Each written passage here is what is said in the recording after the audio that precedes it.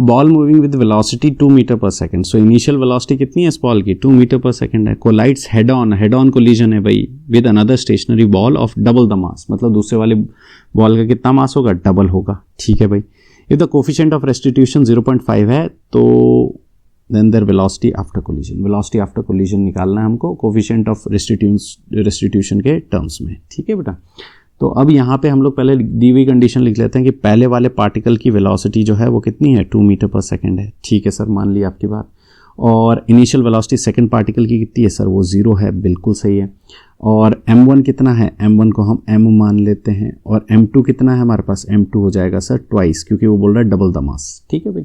ठीक है। और सर कुछ दिया हुआ, बिल्कुल दिया हुआ है, कोफिशिएंट ऑफ रेस्टिट्यूशन दिया हुआ 0.5, क्लियर।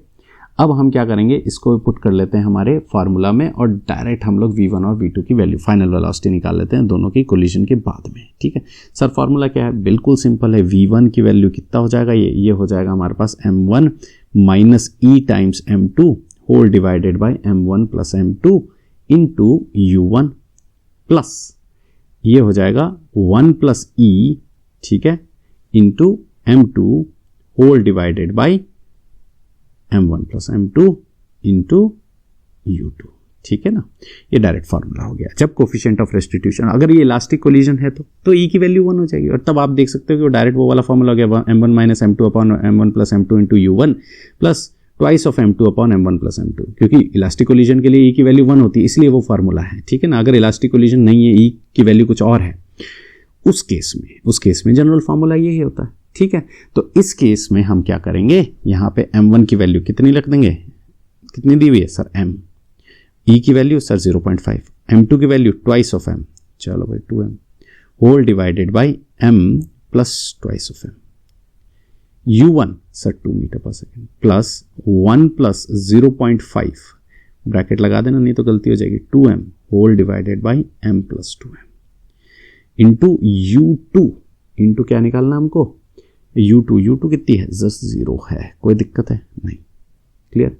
तो यहाँ पे जब आप देखोगे तो देखो यहाँ पे ये 0 करते ही सेकंड टर्म पूरा 0 हो गया, और सर ये 2 इंटू 0.5 ये तो खुद 1 बना रहा है, तो 1 बना रहा है तो 1m m माइनस m, ये पूरा 0 आ गया। So final velocity first particle की 0 आ गई, क्लियर है ये बात। चलो भाई, ऐसे कैसे हम फार्मूला लिख देते हैं, किसके लिए, v2 के लिए। तो सर जो v2 का हमारा फार्मूला था हमने किया था, उसमें बस कोफिशिएंट ऑफ रेस्टिट्यूशन ही तो लिखना है extra, 1 plus e into m1 upon m1 plus m2 u1 plus m2 minus e m1 whole divided by m1 plus m2 into u2, कोई दिक्कत नहीं है sir.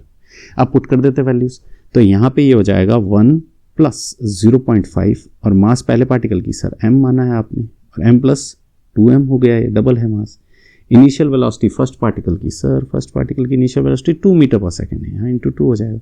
Second m2 2m minus 0.5 m whole divided by m plus 2m, और initial velocity second particle की sir 0 है, question में दिया है u2 0 है, ठीक है। तो सेकेंड टर्म पूरा ही 0 हो गया, सॉल्व कर लें फर्स्ट टर्म को, ये हो जाएगा 1.5 m divided by 3m into 2,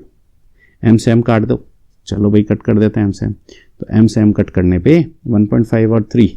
ये कितना आ जाएगा 2, 1/2, ठीक है। अरे ये बाहर 2 है, मैंने m क्यों लिख दिया, ये 2 है, तो ये हो जाएगा 3/3 1 मीटर पर सेकेंड, ठीक है ना। ये हमारा v2 आ गया, तो v1 तो 0 है और v2 हमारा कितना आ गया 1 मीटर पर सेकेंड, 0 और 1, ऑप्शन ए करेक्ट है यहाँ पे।